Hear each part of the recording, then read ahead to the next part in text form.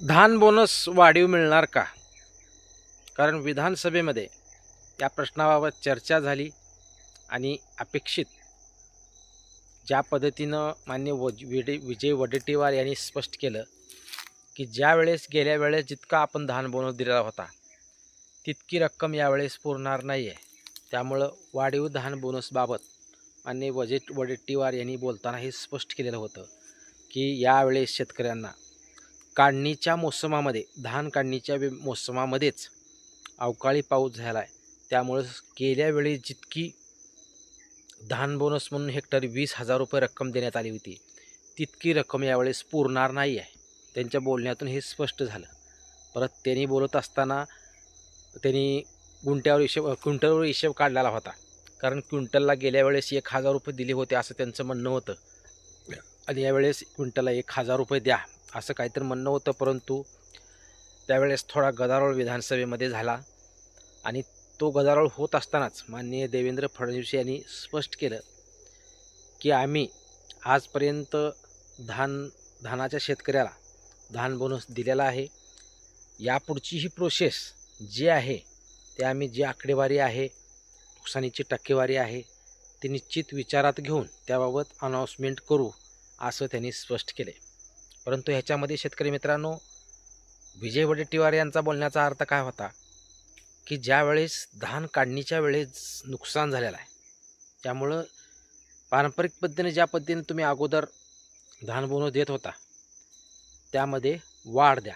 कारण प्रत्येक वर्षी धान बोनस हा शेतकऱ्याला मिळतच असतो, याच्यामध्ये काही वाद नाही. तो धान बोनस किती वाटला जातो कसा वाटला जातो तुम्हाला सर्वांना अनुभव आहे. कारण अजूनही खूप शेतकऱ्यांना धानाचं बोनस गेल्या वेळेसचं पोचलेलं नाही. आता अजून या नवीन वर्षाची चर्चा चालू झाली आहे. परंतु शेतकरी मित्रांनो जे काही शेतकरी वनपट्टाधारक राहिलेले आहेत, जे काही शेतकरी नोंदणी करून धान बोनस आलेला नाही अशा शेतकऱ्यांचा धान बोनस चुकणार नाही आहे. कारण राज्य शासनाच्या निधी अभावी टप्प्याटप्प्याने त्यांच्या खात्यामध्ये पैसे टाकले जात आहेत. आता ही चर्चा झाली अवकाळीमध्ये धानाचं झालेलं नुकसान, त्यासाठी हा विषय चर्चेला गेला विधानसभेमध्ये. आता मग शेतकऱ्यांना एक अपेक्षा निर्माण झाली आहे की वडेट्टीवार यांनी रक्कम गेल्या वेळेची वेगळी सांगितली, यावेळेस अवकाळीमध्ये काढणी वेळेसच अवकाळी पाऊस आला त्यामुळं नुकसान खूप झाले तर वाढीव रक्कम मिळणार का?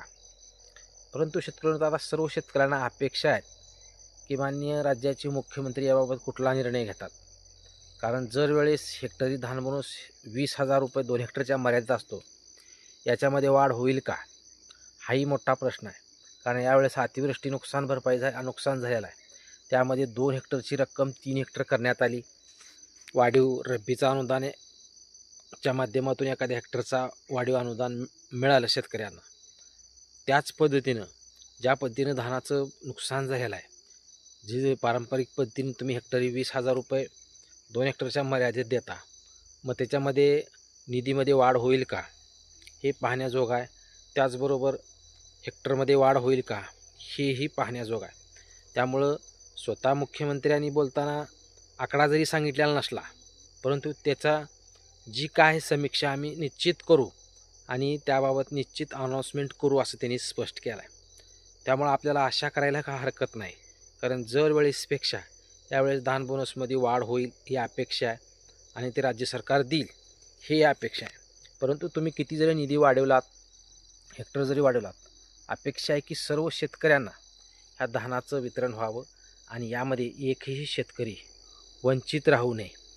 कारण खूप शेतकऱ्यांना धान बोनस अर्धवट मिळतो, वनपट्टाधारक वगळले जातात, ब्लॅकलिस्टमध्ये नावं टाकली जातात, अशा काही गोष्टी घडत असतात. परंतु यामध्ये काही शेतकऱ्यांच्याही चुका आहेत. शेतकरी मित्रांनो, शेतकऱ्यांनी यावेळेस तर कमीत कमी आपली सातबाऱ्यावर धानाची नोंद करा, खरीपमधलं ई पीक पाणी पूर्ण करा, रब्बीची ई पीक पाणी पूर्ण करा, जेणेकरून तो धानाची नोंद सातबाऱ्यावर जाते. उद्या पणन महासंघ असो, मार्केट फेडरेशन असो, जे काही आदिवासी विकास महामंडळ असो, कसल्याही पद्धतीचे ते भविष्यात ऑब्जेक्शन घेऊ शकणार नाहीत आणि तुम्हाला व्यवस्थितपणे ते धान बोनस मिळून जाईल. आता राज्य सरकारकडून प्रत्येक वर्षी तर धान बोनसचा विषय निघतोच, परंतु फक्त शेतकऱ्यांच्या काही चुकामुळं हा धान बोनस अडकला जातो. आता सध्या जे अडकलेले आहेत ते ह्याच्यामध्येच अडकलेले आहेत.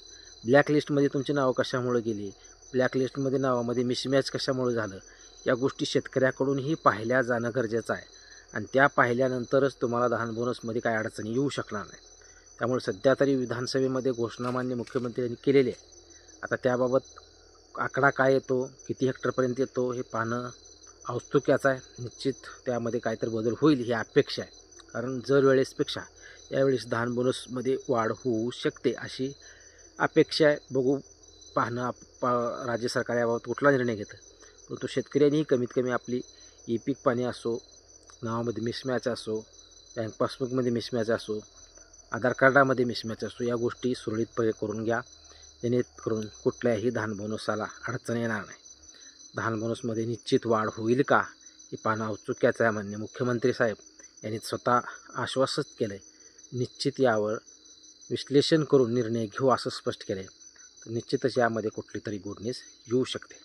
हीच एक सर्व धान बोनस शेतकऱ्यांना अपडेट द्यायची होती. कारण अख्खा अधिवेशन झालं, धान बोनसबाबत अपडेट नव्हती का?